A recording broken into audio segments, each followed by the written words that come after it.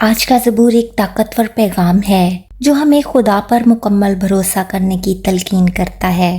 خدا پر بھروسہ کر کے ہم کبھی مایوس نہیں ہوں گے۔ اس زبور میں ہم سیکھتے ہیں کہ خدا ہماری نجات اور سکون ہے۔ ہمیں اپنی مشکلات اور دکھوں کو خدا کے سامنے رکھنا چاہیے کیونکہ وہی ہمارا سہارا ہے۔ میرے عزیزو، خدا ہر حالت میں وفادار اور منصف ہے۔ ہمیں اپنی زندگی کے ہر پہلو میں خدا کی مرضی کے مطابق چلنا چاہیے اور صرف اسی پر امید رکھنی چاہیے۔ انسانوں کی باتوں اور طاقتوں پر انحصار نہیں کرنا چاہیے کیونکہ وہ بدل سکتے ہیں، لیکن خدا کی قدرت اور محبت ہمیشہ قائم رہتی ہے۔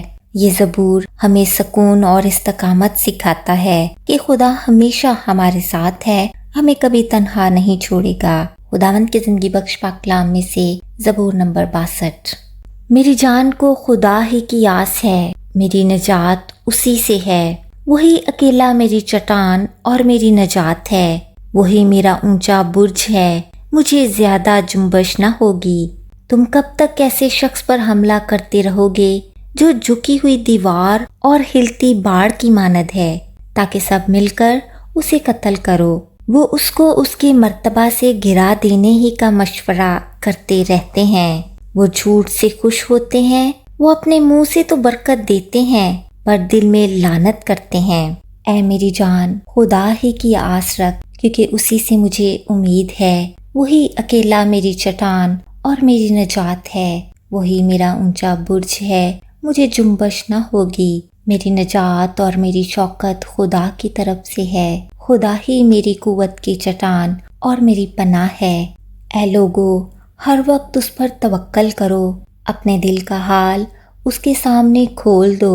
خدا ہماری پناہ گاہ ہے۔ یقیناً ادنا لوگ بے ثبات ہیں اور اعلیٰ آدمی جھوٹے۔ وہ ترازوں میں ہلکے نکلیں گے، وہ سب کے سب بے ثباتی سے بھی ہج ہیں۔ ظلم پر تکیہ نہ کرو، لوٹ مار کرنے پر نہ پھولو۔ اگر مال بڑھ جائے تو اس پر دل نہ لگاؤ۔ خدا نے ایک بار فرمایا، میں نے یہ 2 بار سنا کہ قدرت خدا ہی کی ہے، شفقت بھی اے خداوند تیری ہی ہے، کیونکہ تو ہر شخص کو اس کے عمل کے مطابق بدلہ دیتا ہے۔ خداوند کے پاک کلام کا پڑھا، سنا اور سمجھا جانا سب کے لیے باعث برکت ہو۔ آمین۔ God bless you all.